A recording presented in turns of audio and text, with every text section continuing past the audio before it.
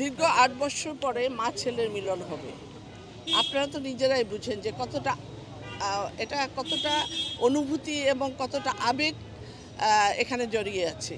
কারণ তার মা যখন হসপিটালে অসুস্থ অবস্থায় ছিলেন, ছটফট করছেন, এদিকে বাংলাদেশে মা ছটফট করে হসপিটালে, ওদিকে সন্তান ওখানে বসে বসে কাঁদে।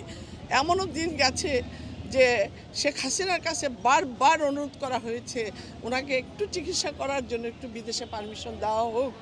আমরা প্রতি মুহূর্তে আল্লাহর কাছে দোয়া করেছিলাম যে শেখ হাসিনা তুমি দেখে যেও যে দেশনেত্রী বেগম খালেদা জিয়ার সম্মান কোথায় যায়। আজকে সেই তার আকাশচুম্বী সম্মান আজকে সারা বিশ্ব দেখছে, আজকে সারা পৃথিবী দেখছে।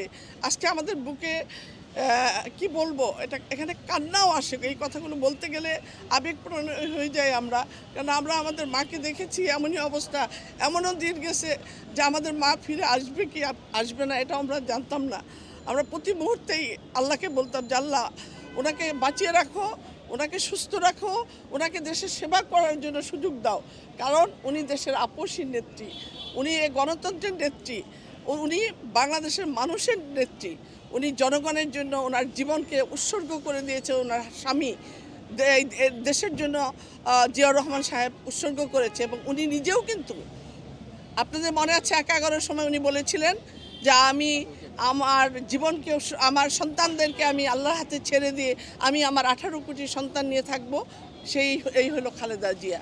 সেই খালেদা জিয়া আজকে চিকিৎসা করার জন্য যাচ্ছে। আমরা সারা বাংলাদেশের সকলেই তার জন্য হাত তুলে মোনাজাত করছে এবং করবে যতদিন পর্যন্ত আল্লাহ তাআলা ওনাকে দেশে সুস্থভাবে ফিরিয়ে নিয়ে আসবে এবং দেশের ভার উনি নেবেন, দেশের দায়িত্ব উনি নেবেন।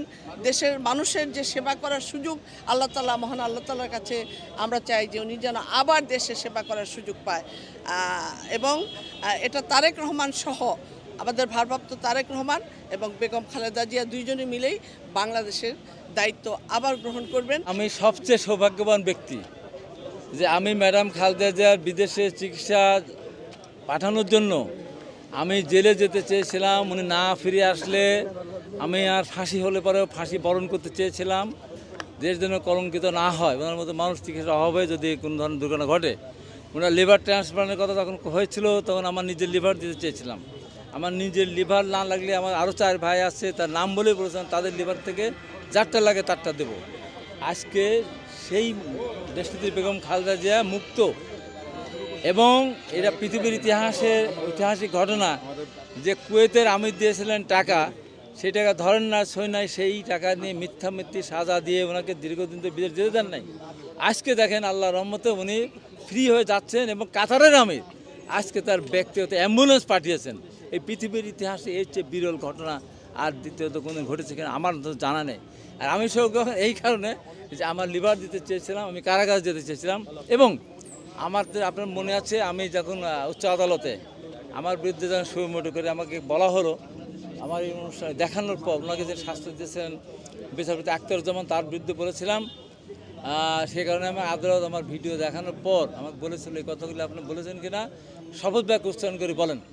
আমি বলেছিলাম শপথ বাক্য উচ্চারণ করে আমি বলছি, সব কথাগুলো আমি বলেছি।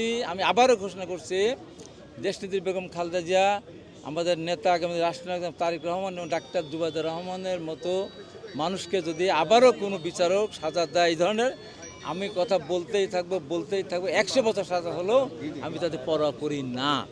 সেই নেত্রী আজকে আমার চেয়ে খুশি তার কেউ নেই। এখন আমি আজকে আপনাদের মাঝে একটা কথা বলতে চাই, সেটা হলো ম্যাডাম খালেদা জিয়া যদি লিভার ট্রান্সপ্লান্ট করার লাগেই প্রথম আমার লিভার দেবো। আমার লিভার যদি না কাজে লাগে বয়সের কারণে, আমার 4টা ভাই আছে, তাদের যারটা লাগে তারটা দেবো। আমার নেতা জনাব তারেক রহমানের কাছে এইটা আমার অনুরোধ, বিনীত অনুরোধ থাকলো। এরপরে যদি না হয় তাহলে লটারি করতে হবে। ম্যাডাম খালেদা জিয়ার এখন লিভার ট্রান্সপ্লান্ট করার জন্য লিভার লাগলে এখন সবাই দিতে রাজি হবে, কাউকে অসন্তুষ্ট করা যাবে না। হ্যাঁ, তাহলে লটারি করতে হবে। তা আল্লাহ পাকের কাছে প্রার্থনা করে আল্লাহ পাকের লিভার ট্রান্সপ্লান্ট করা না লাগে অনুষ্ঠিত।